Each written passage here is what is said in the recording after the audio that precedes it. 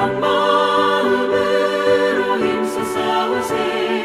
악한 마음의 군사들과 힘써 싸워서 승전보를 울리기까지. 죄악 중에 빠진 사람 죄를 뉘우쳐 십자가에 달린 예수 믿기만 하면 위태한 데 빠진 영혼 구원 얻어서 천국 백성 될 것이니세. 한 마음으로 힘써 나가세. 한 마음으로 힘써 싸우세. 악한 마음의 군사들과 힘써 싸워서 승전보를 울리기까지.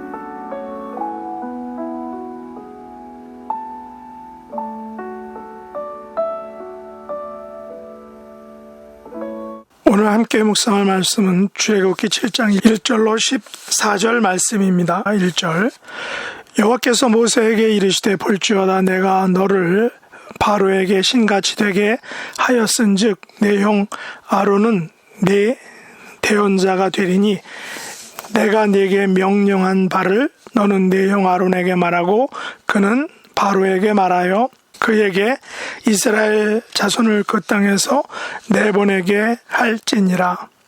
내가 바로의 마음을 완악하게 하고 내 표징과 내 이적을 애굽 땅에서 많이 행할 것이나 바로가 너희의 말을 듣지 아니할 터인즉 내가 내 손을 애굽에 뻗쳐 여러 큰 심판을 내리고 내 군대 내 백성 이스라엘 자손을 그 땅에서 인도하여 낼지라.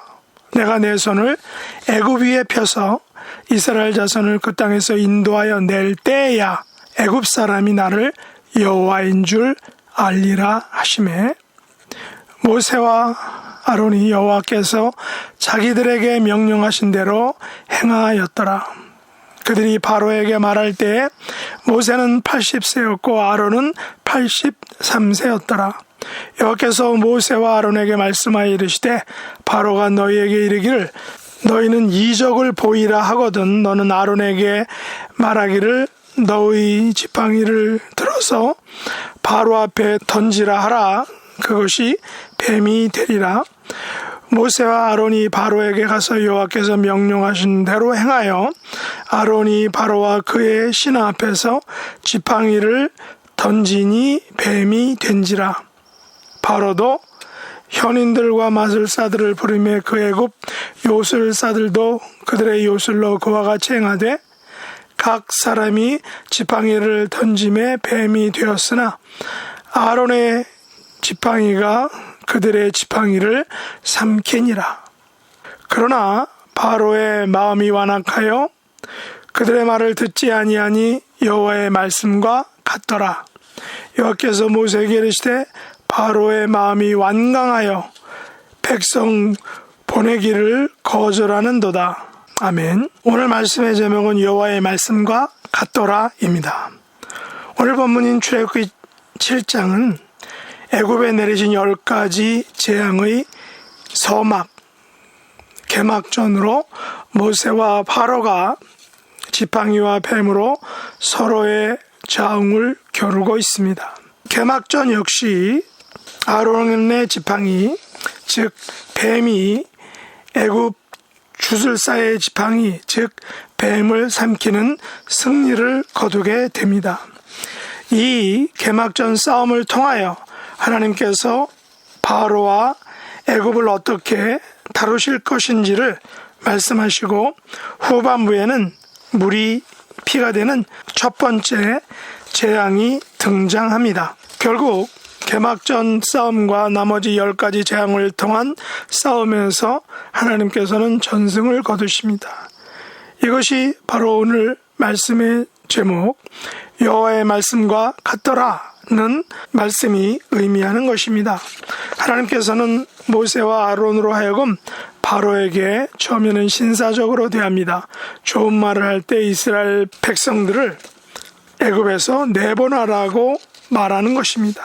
그러나 바로의 마음은 완악하여 결국은 하나님께서 바로와 애굽을 향해 표징과 이적을 많이 행하게 됩니다. 이것이 바로 10가지 재앙인 것입니다. 하나님께서는 이스라엘 자손을 가리켜 내 군대, 내 백성이라고 말씀하십니다. 물론 실제로는 이스라엘 자손은 군대로서의 조직을 아직 갖추고 있지 않습니다.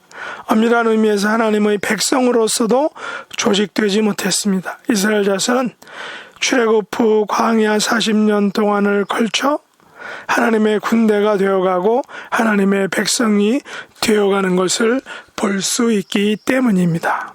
지난 시간에 말씀드렸듯이 출애굽은 이스라엘에게 하나님을 여호와로 나타내시는 증거다라고 했습니다. 출애굽을 통해 하나님께서는 이스라엘을 구원하시는데 이것은 조상들과의 언약을 이루어 가시는 증거라는 것입니다.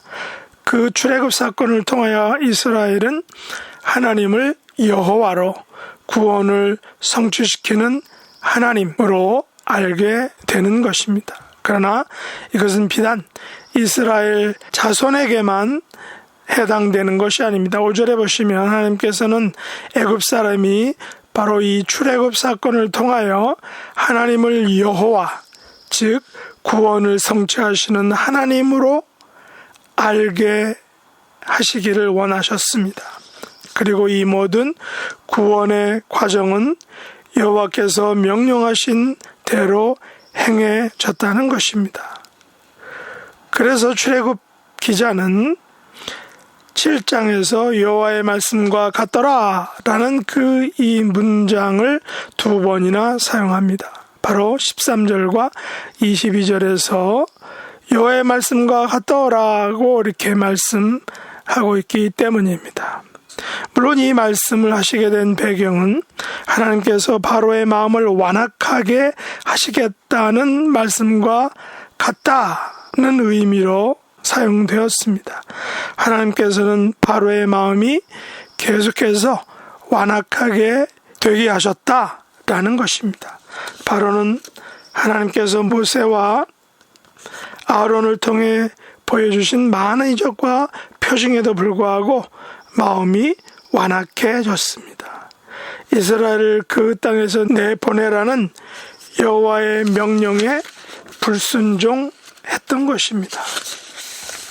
왜냐하면 모세의 지팡이가 뱀이 될 때 애굽의 술사들도 동일하게 뱀이 되었기 때문입니다. 왜냐하면 모세의 지팡이로 나일강을 칠 때 물이 피가 되었는데 애굽 술사들도 동일하게 흉내를 내었기 때문입니다.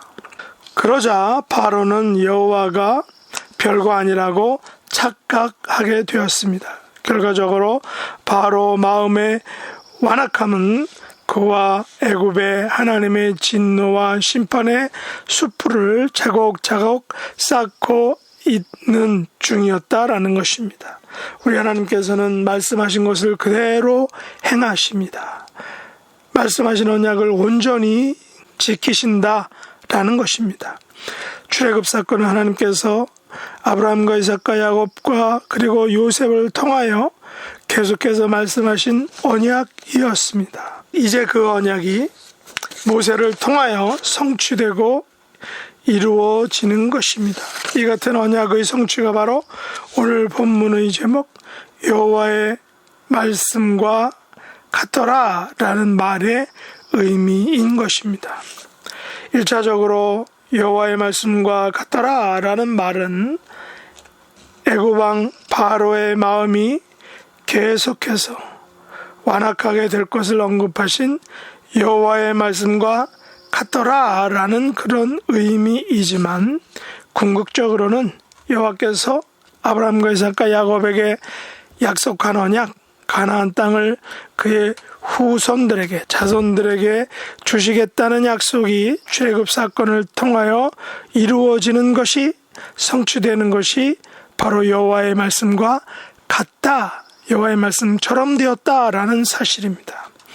우리는 출애굽 사건과 10가지 재앙을 통하여 여호와께서는 아브라함과 이삭과 야곱에게 약속하셨던 가나안 땅을 주시기 위하여 출애굽 사건을 일으키시어 이스라엘에게 구원을 선물로 주셨습니다.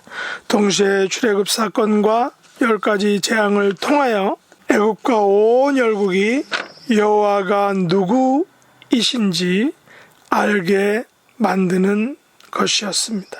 세우신 언약을 출애굽을 통하여 성취하시는 여호와께서는 오늘날 우리의 삶 속에서도 우리의 간구와 소원과 헌신을 통하여 하나님 나라와 구원을 성취해 나아가십니다. 여호와께서는 애굽 사람이 여호와를 알기 원하셨듯이 우리 주변에서 여호와를 모르고 죽어가는 사람들에게 당신이 여호와인 줄 알기 원하신다라는 사실입니다. 세상에 구원자 여호와를 알리는 것이 바로 선교인 것입니다. 사람들에게 여호와를 알리는 것이 바로 참된 전도입니다. 여호와께서는 세상이 당신을 여호와로 알도록 저와 여러분을 먼저 부르신 것입니다. 그러므로 우리의 사명은 세상이 여호와를 알게 만드는 것입니다. 세상이 언약을 세우신 전능하신 하나님, 언약을 성취하시는 여호와를 알게 되어서 하나님의 백성이 되어가게 하시고 저와 여러분을 부르신 것이다 라는 사실입니다. 모세 시대에도 여호와의 말씀과 같게 되었습니다. 그리고 우리가 살고 있는 이 시대에도 여호와의 말씀과 같게 될 것입니다. 그래서 애굽 사람이 여호와를 알게 된 것처럼 우리 주변의 사람들이, 세상 사람들이 구원하시는 여호와, 성취하시는 여호와를 알게 될 것입니다. 온 세상에 구원하시는 여호와, 성취하시는 여호와를 알리는 저와 여러분 될 수 있기를 예수님의 이름으로 축복합니다. 기도하겠습니다. 하나님 아버지, 세상이 여호와의 말씀과 같이 되어감을 감사합니다. 세상에서 구원을 이루시는 여호와, 성취하시는 여호와를 알지 못하고 죽어가는 심령들에게 여호와를 알리고 증거하는 증인의 삶, 전도자의 삶을 살 수 있게 하여 주시옵소서. 예수님의 이름으로 간절히 기도드립나이다. 아멘. 하늘에 계신 우리 아버지여, 이름이 거룩히 여김을 받으시오며 나라의 임하옵시며 뜻이 하늘에서 이룬 것 같이 땅에서도 이루어지이다. 오늘날 우리에게 일용할 양식을 주옵시고 우리가 우리에게 죄 지은 자를 사하여 준 것 같이 우리 죄를 사하여 주옵시고 우리를 시험에 들게 하지 마옵시고 다만 악에서 구하옵소서. 대개 나라와 권세와 영광이 아버지께 영원히 싸움나이다. 아멘.